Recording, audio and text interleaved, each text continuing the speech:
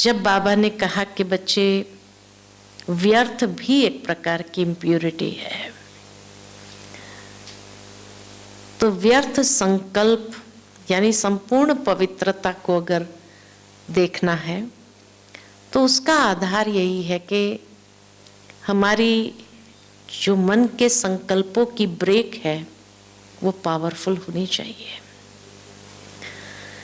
तो उसके लिए जो बाबा ने कहा सेकंड में फुल स्टॉप लगाने का अभ्यास जरूर हो, तभी वो संपूर्ण पवित्रता की ओर हम आगे बढ़ सकते हैं।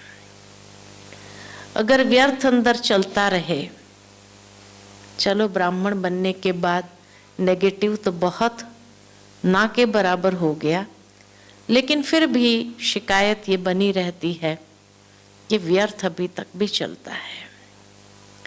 और इसीलिए योग करने बैठते हैं तभी भी जब व्यर्थ चलता है तो उसको कंट्रोल करना कभी कभी बहुत मुश्किल हो जाता है। और ये चीज अंत तक चलनी है, इसीलिए उसको कैसे लगाना है फुल स्टॉप ये भी तो आना चाहिए।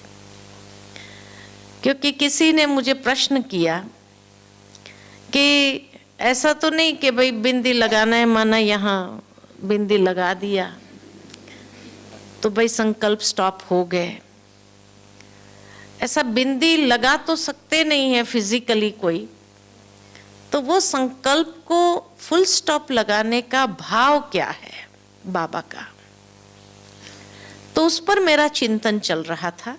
इसीलिए मैंने बहन जी को कहा कि ये चिंतन मेरा अभी का है तो मैं उसी पर कराऊंगी, क्योंकि संपूर्ण पवित्रता का आधार यही है। अगर व्यर्थ बंद ही नहीं हुआ, रुका ही नहीं है, तो संपूर्ण पवित्रता तो बहुत दूर की बात हो गई। तो पहला पुरुषार्थ हमारा फुल स्टॉप लगाना। तो फुल स्टॉप लगाना किसको कहा जाता है? पहली बात, फुल स्टॉप लगाना माना ये नहीं कि हमारा मन निरसंकल्प हो जाएगा, संकल्प चलना बंद हो जाएगा, उसको फुल स्टॉप कहा नहीं। लेकिन फुल स्टॉप लगाने का मतलब है कि अपनी विचारधारा को एक दिशा देना, श्रेष्ठ, समर्थ और शक्तिशाली दिशा देना। विचार बंद नहीं होंगे, विचार तो कंटिन्यू चलेंगे, लेकिन उसको मोड़ देना बहुत आवश्यक है। अब उस समय मोड़ने के लिए क्या करना पड़ेगा? विचार का तूफान ऐसा है, व्यर्थ विचारों का तूफान ऐसा है कि जब एक बार चालू हो जाए तो क्या होता है, रुकने का नाम नहीं लेता है। और ऐसे समय में अगर योग किया तो क्या होगा? और ज्यादा चलेगा, क्योंकि उसको स्पेस मिल जाती है, टाइम मिल जाता है, तो और अधिक चलना शुरू हो जाएगा। तो इसीलिए जब व्यर्थ चल रहा हो उसको फुल स्टॉप लगाने के लिए या दिशा देने के लिए स्थूल सेवा शुरू करो। उस समय योग में बैठना समझदारी नहीं है, या स्थूल सेवा कर्मणा या वाचा सेवा शुरू करो। किसी न किसी को ज्ञान सुनाओ, अपने विचारों को अपने आप एक दिशा मिल जाएगी। जब किसी को ज्ञान सुनाते हैं तो कई लोग सोचते हैं कि भाई हमारी स्थिति ही नहीं है, उस समय व्यर्थ इतना चल रहा है, हम ज्ञान सुनाते तो सामने वाले को क्या फर्क पड़े, माना क्या असर होगा, उसको तीर तो लगेगा नहीं, तो फिर ज्ञान भी क्यों सुनाए? वास्तव में हम उसको ज्ञान नहीं सुना रहे हैं, उस वक्त हम अपने आप को ज्ञान सुना रहे होते हैं। और जब हम अपने आप को ज्ञान सुना रहे होते हैं तो क्या होता है कि हमारे विचारों को जब समझ से हम उसको समझाना चालू करते हैं तो धीरे धीरे वो परिवर्तन भी हो जाएगा। और जितनी देर आपने उसको ज्ञान सुनाया उतनी देर में तो धीरे धीरे आपके विचार परिवर्तन होते हुए आप खुद महसूस करेंगे कि हाँ, जैसे फुल स्टॉप लग गया, उस व्यर्थ की बात को फुल स्टॉप लग गया और फिर आपकी गाड़ी एक और पटरी पर चढ़ने लगेगी। अच्छा चलो, ज्ञान सुनाना मुश्किल हो रहा है तो कोई बात नहीं, कर्मणा सेवा शुरू करो। जितना आप कर्मणा सेवा करेंगे तो उससे दो बात होगी। एक तो कर्मणा सेवा किया तो उसका पुण्य अर्जित होगा, और दूसरा, जब उस सेवा से कोई आत्मा प्रसन्न होती है तो उसकी दुआएं भी मिलती है। तो ये दो चीज प्राप्त होने से वो व्यर्थ को समाप्त करना आसान होता है। कई बार व्यर्थ इसलिए भी चलता है, देखा गया है, व्यर्थ इसीलिए चलता है क्योंकि हमारा पुण्य क्षीण हो गया है। इसलिए पुण्य करना जरूरी है। तो जितना कर्मण सेवा हम करेंगे उतना कर्मणा सेवा करते करते हमारा पुण्य अर्जित होना स्वाभाविक हो जाता है। और ये पुण्य जितना हमारा बढ़ता जाएगा, स्वाभाविक है कि वो पुण्य कभी कभी मदद करता है उस व्यर्थ को समाप्त करने के लिए। खुशी मिलेगी ना। जैसे जैसे हम पुण्य अर्जित करेंगे, हमारा खाते में जैसे जैसे आता जाएगा, जमा होता जाएगा, खुशी बढ़ने लगेगी। और वो खुशी में आए, जैसे बाबा ने अभी बहुत सुंदर बात कही थी, अब जो संडे की मुरली हमने सुनी, उत्साह। हर घड़ी उत्सव मनाओ, हर घड़ी उत्साह में रहो। उसमें कितनी अच्छी बात बाबा ने कही कि जब आप उत्साह में रहते हो तो परिस्थिति आपके ऊपर वार नहीं कर सकती है। बहुत गहराई की बात है। कैसे परिस्थिति वार नहीं करती है? तो जब हम उत्साह में होते हैं, अर्थात कि हमारी फुल स्पिरिट्स होती है, एक हाई एनर्जी अपने अंदर होती है। जब हाई एनर्जी अंदर में है तो परिस्थिति जो आती है वो लो एनर्जी है, तो वो लो एनर्जी हाई एनर्जी को इफेक्ट नहीं करती है। इसीलिए कर्मणा सेवा करते हुए हम अपने जमा के खाते को बढ़ाएं, क्योंकि व्यर्थ जब चलता है माना हमारी एनर्जी भी लो हो जाती है। जब हमारी एनर्जी लो हो गई तो हर परिस्थिति वार करेगी, ये स्वाभाविक बात है। इसीलिए परिस्थिति वार न करे, उसके लिए अपने आप को ऐसे कर्मणा सेवा में जोड़ दो जो अपने आप जमा होते हुए हमको खुशी का अनुभव होगा। इसीलिए बाबा ने तीनों के मार्क्स एक समान रखे हैं, मनसा वाचा कर्मणा। तीनों के मार्क्स बराबर है।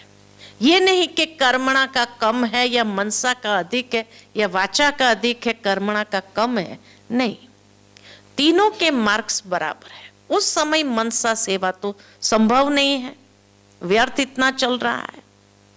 तो इसीलिए जब हम कोई भी कर्मणा सेवा शुरू करते हैं, हमारा मन जब उसमें पिरोना शुरू होता है तो क्या होगा?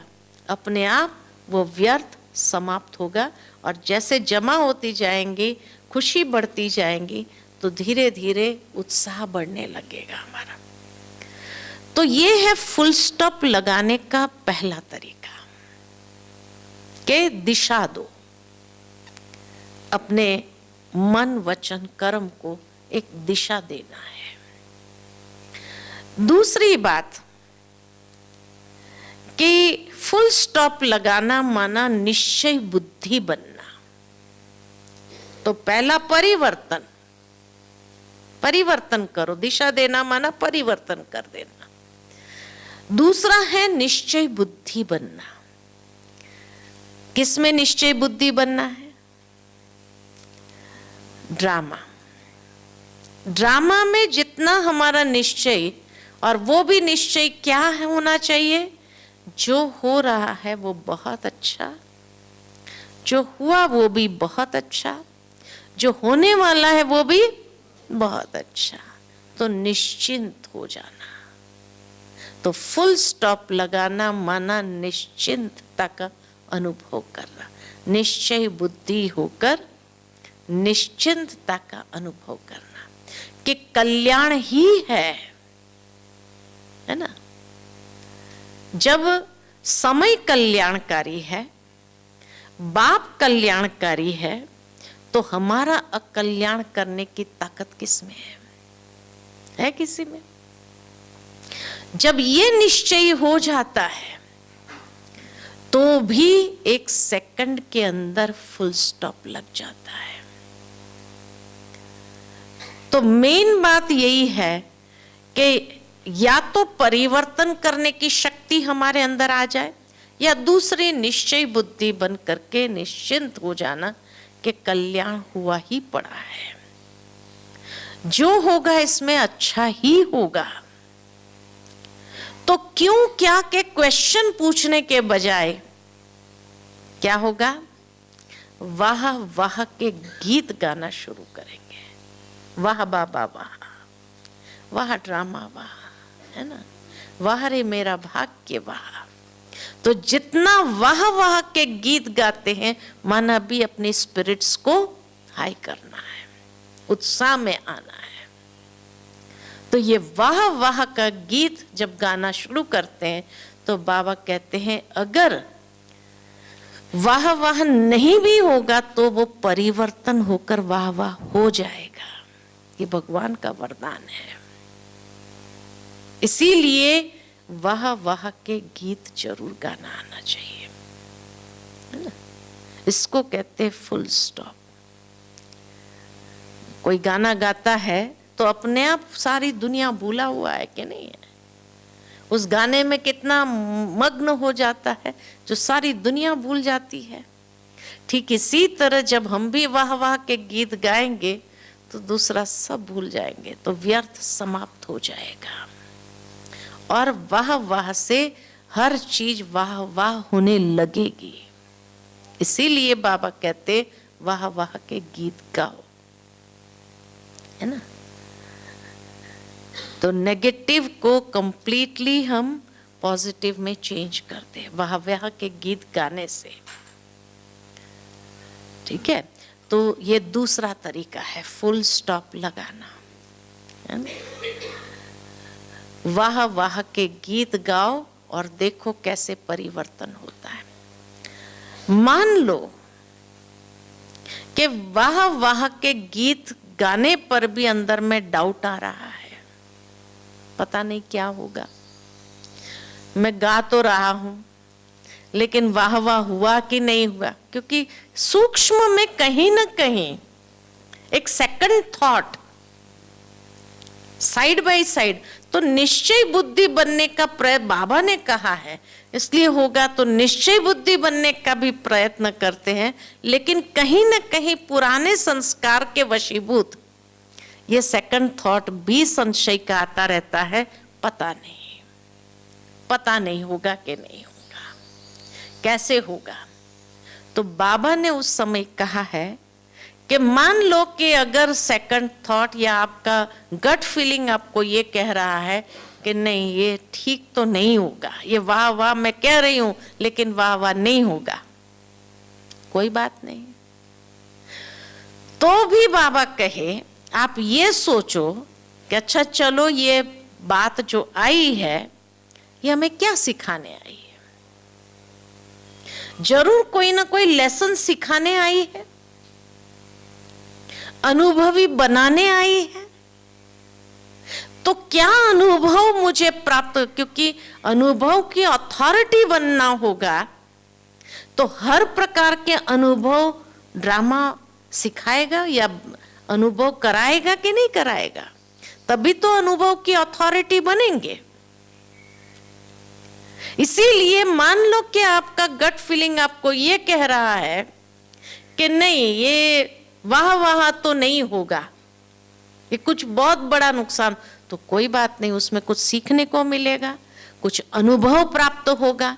ये अनुभव हमें अनुभवी तो बनाएगा, ताकि अंतिम पेपर में पास होने के लिए शायद ये अनुभव बहुत उपयोगी होगा।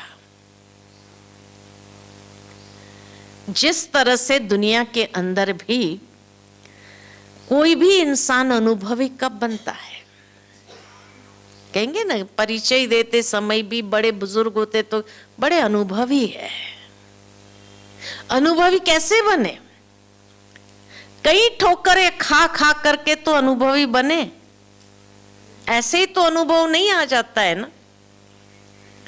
तो जीवन के अंदर बाबा भी हम बच्चों को अनुभव की अथॉरिटी बना रहा है। तो अनुभव की अथॉरिटी बनने के लिए कुछ ठोकरें तो खानी पड़ेगी कि नहीं खानी पड़ेगी? तो उसको भी उस दृष्टिकोण से देखो कि अच्छा, ये बात जो आई है क्या सिखाने आई, क्या अनुभव प्रदान करने आई? तो खुद के अंदर क्या हो जाएगा? खुद के अंदर धैर्यता और गंभीरता आएगी। उसको समझने के लिए जो धैर्यता चाहिए वो धैर्यता आएंगी, तो भी फायदे में है, नुकसान तो हुआ ही नहीं, है ना। तो फुल स्टॉप लग जाएगा। कभी कभी ये फुल स्टॉप लगाना है धैर्यता रखते हुए कि अब ये परिस्थिति जो आई है मुझे कौन सा नया अनुभव देने के लिए आई है, और अनुभव प्राप्त करके आगे बढ़ो, क्योंकि आगे चल करके यही अनुभव अंतिम पेपर में उपयोगी होगा, काम आएगा। इसीलिए ये अनुभव बहुत जरूरी था लाइफ में, क्योंकि कोई भी अंतिम समय अगर चलो आया हमारे पास, कोई ऐसा अनुभव जरूरी नहीं कि वो परिस्थिति आई तभी अनुभव काम आए, लेकिन मान लो कि अंतिम समय कोई आत्मा आई और वो आत्मा कहती है आपके पास इतने सालों का अनुभव है, क्या आप अंजलि मुझे दे सकते हैं कि इस परिस्थिति में मैं क्या करूं? और उस समय आप सोच में पड़ जाओ मेरे पास तो उसका कोई अनुभव नहीं है, तो क्या होगा? वो आई थी आशा के साथ और निराश होकर के जाएगी, आप उसको मदद नहीं कर पाए तो कैसा लगेगा? खुद को भी उस समय कितना ये लगेगा, एक अंजलि तो चाहिए उसने मेरे से और वो भी हम नहीं दे सके। तो इसीलिए ये अनुभव बहुत आवश्यक है। अंतिम समय में कई आत्माएं उस अनुभव के लिए आएगी आपके पास, क्या आप अपना अनुभव शेयर करो, उसमें से ही उनको कुछ मिल जाएगा। या मान लो कि वो परिस्थिति आई है, अनुभव देने के लिए आई है, तो अनुभव कब मिलेगा कि उसके लिए बाबा ने कौन सी बात कही है जिस बात का एप्लीकेशन करने की आवश्यकता है ना। अगर उसका एप्लीकेशन किया तो बहुत सुंदर तरीके से आप जैसे महसूस करेंगे मक्खन से बाल निकल गया। यही सबसे बड़ी प्राप्ति है। इसीलिए बाबा कहते हैं सेकंड में फुल स्टॉप लगाना माना धैर्यता रखो। समय आपको बहुत सुंदर अनुभव प्रदान करके जाएगा, या उस वक्त कौन सी ज्ञान की बात को अप्लाई करना है ये समझ करके उसको एप्लीकेशन में लाओ। तो जब उसको अप्लाई करने में बिजी हो जाएंगे तो भी व्यर्थ समाप्त हो जाएगा, क्योंकि जितना ये व्यर्थ चलेगा उतना अपने अंदर इम्प्योरिटी बढ़ाता जाएगा। इसीलिए बाबा ने कहा संपूर्ण पवित्रता खाली ब्रह्मचर्य नहीं है, लेकिन संपूर्ण पवित्रता के लिए ये व्यर्थ रूपी किचड़ा बढ़ना नहीं चाहिए, उसको समाप्त कर देना है। और समाप्त करने का यही तरीका है। तीसरी बात, मानो कोई व्यक्ति आपको परेशान कर रहा है, उसके कारण व्यर्थ चल रहा है, बार बार आपने उसको समझाया, इग्नोर किया, सब कुछ किया, लेकिन फिर भी वो कुछ न कुछ रोड़ा डालता रहता है, तो वहां फुल स्टॉप कैसे लगाएं? वहां फुल स्टॉप कैसे लगाएंगे? तो बाबा हम बच्चों को कहते हैं, कई मुरलियों में कहा है बाबा ने, कि जब कोई आत्मा के साथ का आपका हिसाब है तो हिसाब किताब करके छोड़ नहीं देना है, लेकिन उस हिसाब को चुकतू कर दो। और चुकतू कैसे करेंगे? उतनी शुभ भावना, शुभ कामना प्रवाहित होने दो उसके प्रति। जितना शुभ भावना, शुभ कामना को प्रवाहित होने देंगे, उतना आपका हिसाब जल्दी सेटल हो जाएगा। अगर व्यर्थ चला रही हूं मैं, तो हिसाब बनेगा या पूरा होगा? बनेगा और कड़ा हो जाएगा। इसीलिए कोई जन्म का हिसाब है, हमें पता नहीं है कौन से जन्म का हिसाब है, लेकिन ऐसी आत्मा के प्रति भी शुभ भावना, शुभ कामना का दान दो। बाबा उसका कल्याण हो, है ना। और उस आत्मा को भी आत्म रूप में देख करके उसके प्रति ये शुभ भावना को प्रवाहित करो, तो उसको टच होगा, उसको दुआएं दो।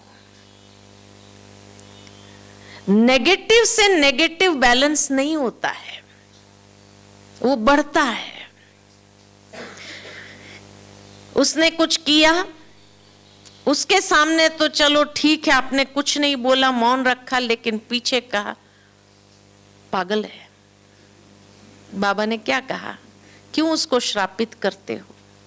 ऐसा बोल करके भी क्यों श्रापित कर रहे हो?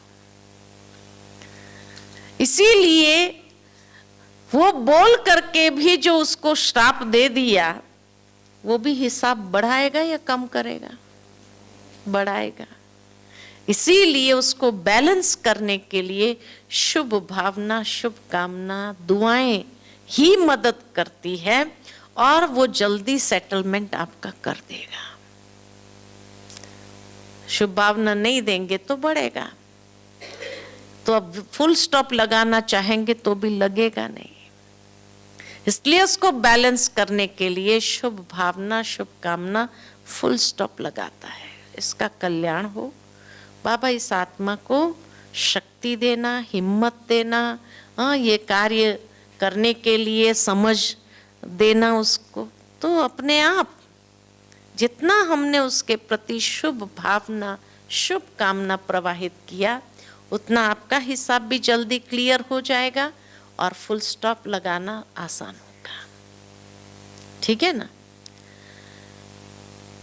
चौथी बात, चार बात बताई है, 3 बताई कि 4 बताई मैंने। अब 5वीं बात, पहला परिवर्तन, दिशा देना। दूसरा ड्रामा। तीसरा निश्चय बुद्धि बन करके ड्रामा करना, है ना। तीसरा अनुभव बढ़ा रहा है, और चौथा शुभ भावना, शुभ कामना देना। 4 बातें बताई ना। अब 5वीं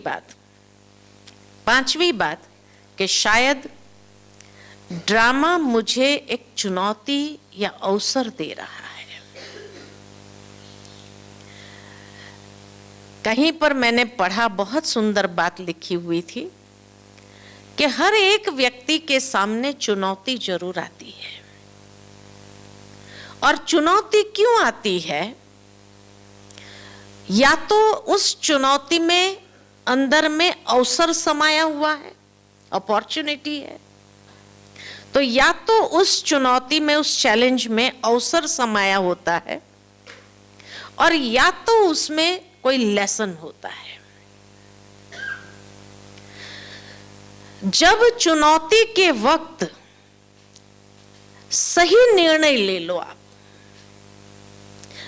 तो वो अवसर में परिवर्तन हो जाएगा। और जैसे कहते हैं ना, वो सिम सिम दरवाजा खुल जा, ऐसे एक नया आयाम, एक नया अवसर मिलता है, जिससे बाबा भाग्य हमें देना चाहता है। कोई भी बात, कोई भी परिस्थिति जब आती है तो खाली लेसन सिखाने के लिए आती है, उतना नहीं है, लेकिन कहीं ना कहीं उस चुनौती के अंदर जो अवसर है, उस अवसर को जब हम प्राप्त करते हैं तो उससे भाग्य की प्राप्ति होती है। तो भाग्य विधाता भाग्य प्रदान करना चाहता है, तभी वो परिस्थिति आई। उस परिस्थिति को सुलझाते हुए अगर मेरी मनस्थिति सकारात्मक रही, अगर मेरी मनस्थिति एकदम बाबा के साथ जुड़ी हुई है, तो बाबा की जो टचिंग मुझे प्राप्त होगी, वो टचिंग प्राप्त होने से क्या होगा, हम सही निर्णय उस वक्त लेंगे, और सही निर्णय लेते ही वो अवसर के द्वार खुलते हैं। और आप आश्चर्यचकित हो जाएंगे, ये तो मैंने सोचा भी नहीं था, देखो बाबा ने कैसा ये भाग्य प्रदान कर दिया, है ना। जैसे कोई ऐसा महसूस होगा जैसे कोई, मानो कि आप पहाड़ के एकदम चोटी पर खड़े हैं और किसी ने आपको पीछे से धक्का मार दिया, सोचा इसको गिरा दे, और उसी समय अगर आपको पंख मिल जाए और आप उड़ने लगे और ऊंचाई पर जाओ और भाग्य प्राप्त होने लगे, तो कैसा लगेगा। वो कहानी मुझे याद आती है कि जो ईगल होती है ना, ईगल जब उसके बच्चे को जन्म देती है तो फिर उसको उड़ना सिखाती है, लेकिन ऐसे बच्चे उड़ने का साहस नहीं रखते। तो वो चिल क्या करती है, उस बच्चे को अपनी चोंच पर एकदम पहाड़ी से ऊपर ले जाएगी और वहां से छोड़ेगी उसको, और जैसे ही छोड़ेगी ना कि वो पंख फड़फड़ाना चालू कर देता है और तब उड़ना सीखता है। तो जीवन के अंदर हमेशा जिसको भय रहता है ना, व्यर्थ किसका चलता है, व्यर्थ का कारण होता है भय। और जब बाबा भी देखता है कि आत्मा को भय बहुत है, तो भय को खत्म करने के लिए क्या करेगा, वो भी हमारे सामने ऐसी परिस्थिति ला करके खड़ा कर देंगे हमको वहां पर, और ऐसा कोई ना कोई को निमित्त बनाएंगे जो धक्का देगा। जैसे कोई स्विमिंग करना नहीं चाहता है, मेरे को याद आता है बचपन में स्विमिंग नहीं करना चाहता, कोई ऐसा जोर से धक्का मार के हाथ पैर फटफड़ाना चालू कर और स्विमिंग करना सीख जाते हैं ना। तो ठीक इसी तरह ड्रामा भी, जब हमें कोई भाग्य देना चाहता है लेकिन डर के कारण हम उस भाग्य तक पहुंच नहीं पा रहे हैं, तो ऐसी चुनौती आती है कि जिस चुनौती में अगर बुद्धि का योग सही है, सही डिसीजन लिया, तो जैसे वो अवसर का द्वार खुलता है। वो इसीलिए बंद था क्योंकि हम डर रहे थे, और उस डर के कारण हम आगे हिम्मत नहीं कर रहे थे। बाबा कई बार मुरली में हम बच्चों को कहते हैं कि कई बच्चे बाबा मदद करना, बाबा मदद करना, बाबा मदद कर, रटला लगाते, बाबा हम तो आपके बच्चे हैं ना, मदद करना, आप मदद करना, लेकिन आधा चीज याद रखते हैं, पूरा याद नहीं रखते हैं। बाबा आप तो हमारे माता पिता हो, आप तो मदद करेंगे ही ना, आप नहीं करेंगे तो बाबा को याद कराते हैं सब, आप नहीं मदद करेंगे तो कौन करेगा। लेकिन बाबा कहते हैं आधा सेंटेंस याद रखते हैं, बाकी का आधा भूल जाते हैं कि बाबा मदद करता है किसको, हिम्मत ए मर्दा तो मदद है। पहले हिम्मत का एक कदम तो उठाओ।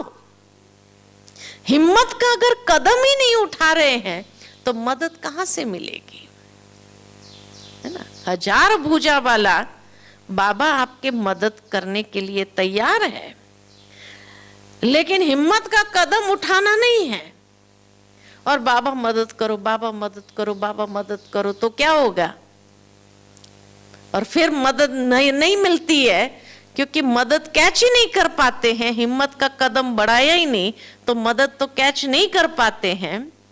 फिर कहते हैं बाबा को इतना याद किया, इतना योग लगाया, फिर भी बाबा की मदद नहीं मिली है। तो बाबा क्या कहते हैं?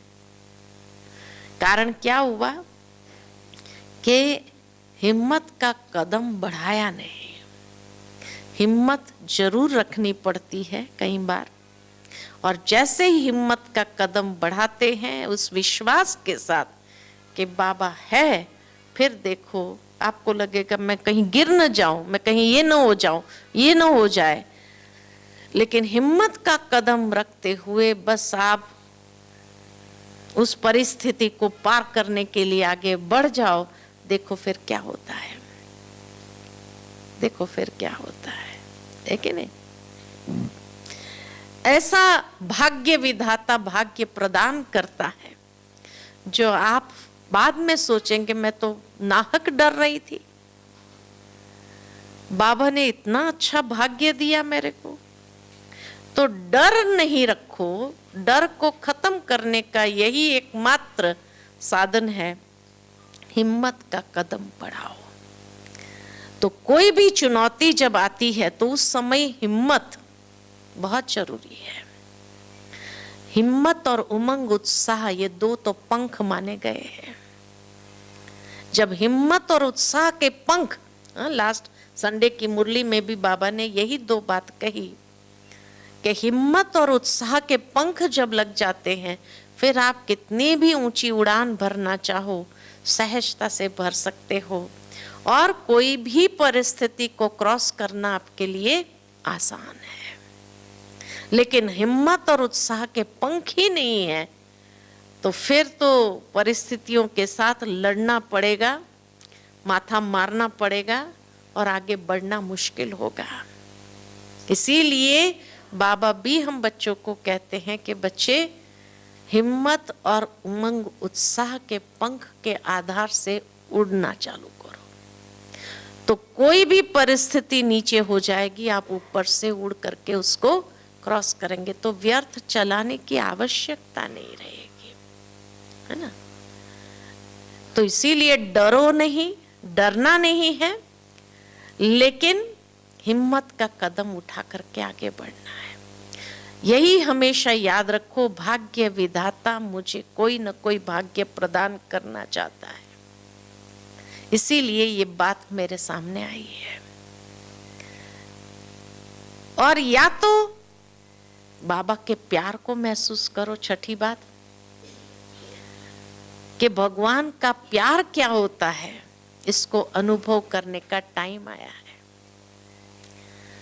अच्छे दिन चल रहे हैं तब तो भगवान के प्यार का अनुभव करने की जरूरत नहीं है, लेकिन भगवान के प्यार को रियल में अगर एक्सपीरियंस करना है तो जब विपरीत समय आता है तभी अनुभव होता है। कई बार कई लोग कहते हैं बार बार मेरे सामने एक ही बात आती, बार बार वही बात क्यों आती है, लेकिन बार बार क्यों आ रही है उसके पीछे भी कारण है। मैं जब छोटी थी ना, स्कूल में थी, 5th क्लास में होंगी मैं, तो 5th क्लास में जब थी तो हमारा मैथ्स का टीचर था, उसकी मैं फेवरेट स्टूडेंट थी। उसको बच्चे नहीं थे अपने, तो हमेशा उसको इतना प्यार था कि तेरे को मैं अडॉप्ट कर लूं, उसको यही अंदर में रहता था, तेरे को मैं अडॉप्ट कर लूं।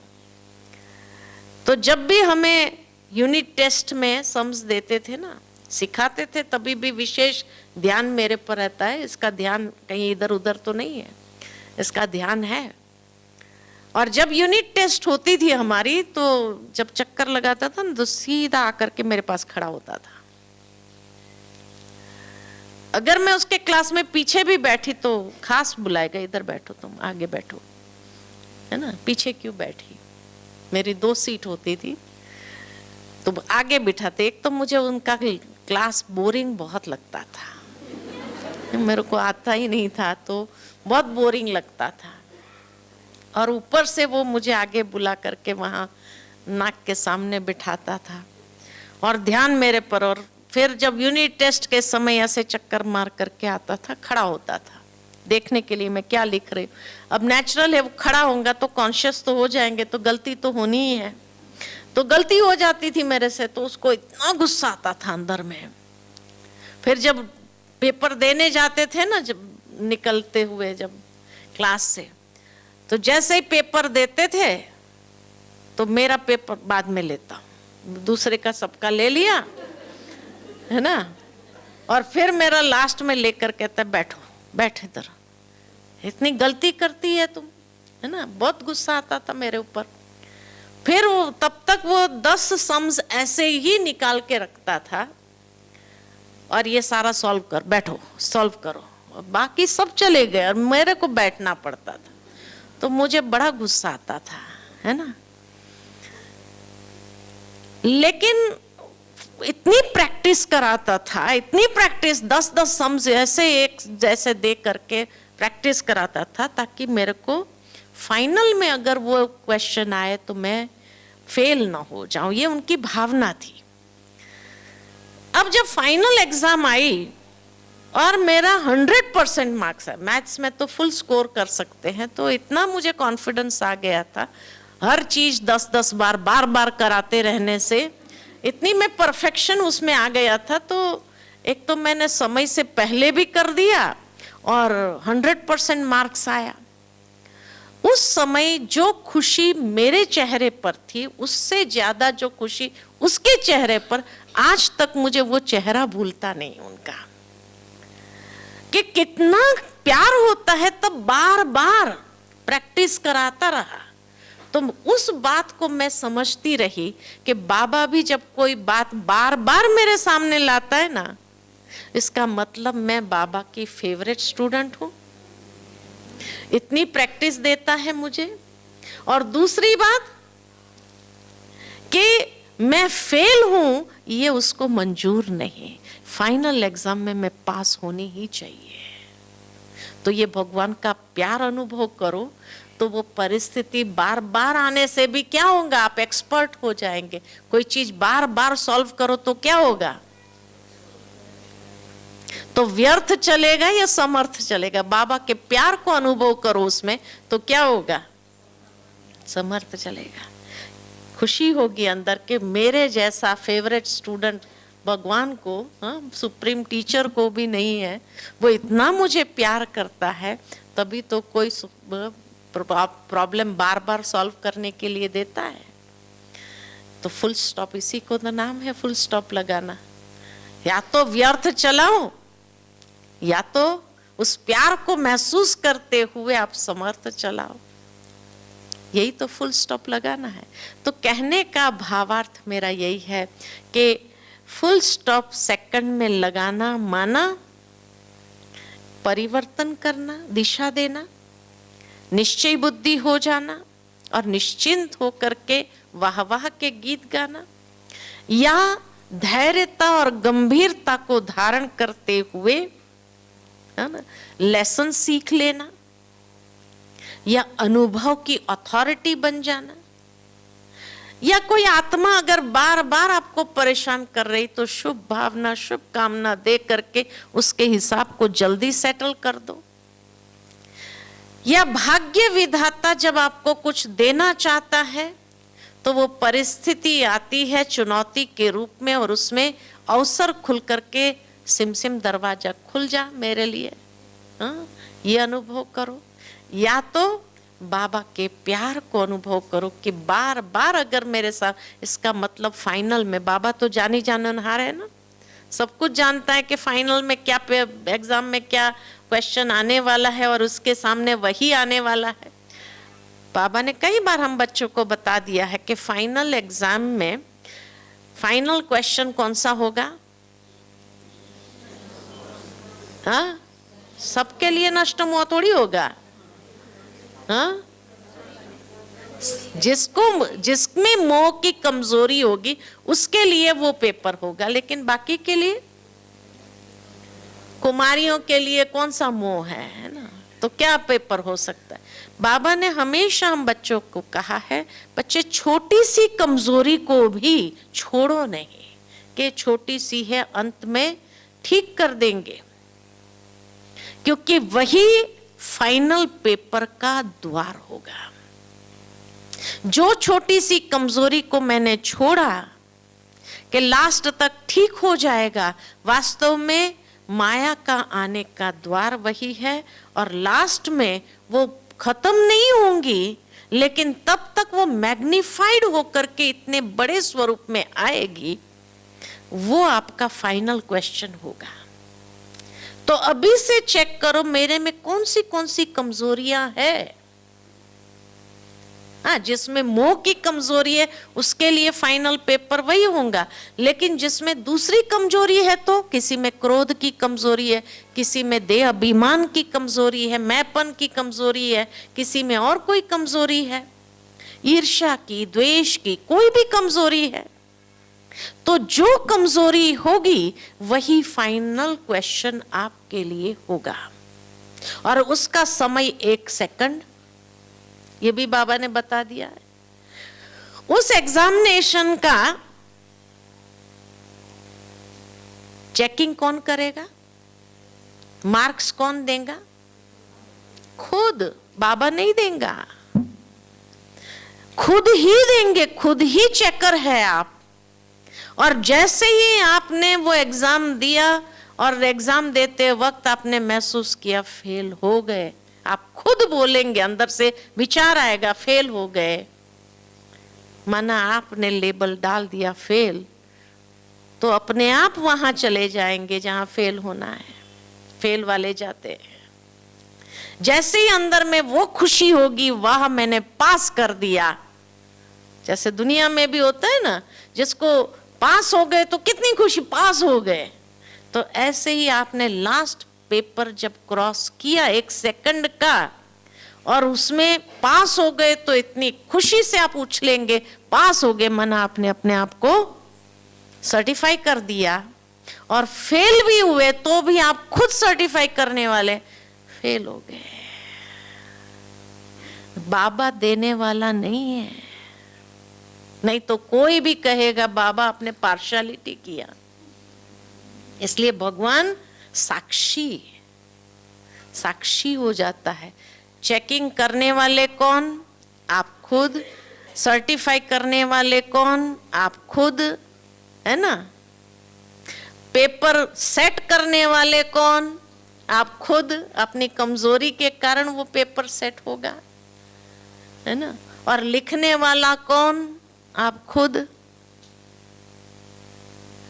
भगवान तो साक्षी रहता है। आपने जैसा सर्टिफाई किया वैसे स्टेज में चले जाएंगे, आप अपना नंबर बना देंगे, उस लाइन में आप चले जाएंगे। और जैसे उस लाइन में लग गए, पास वाले पास की लाइन, आप ये सोचेंगे अभी तो मेरे को करना है, तो फेल भी हो जाऊं तो भी मैं पास बोलूं, नहीं कर सकेंगे, नहीं कर सकेंगे।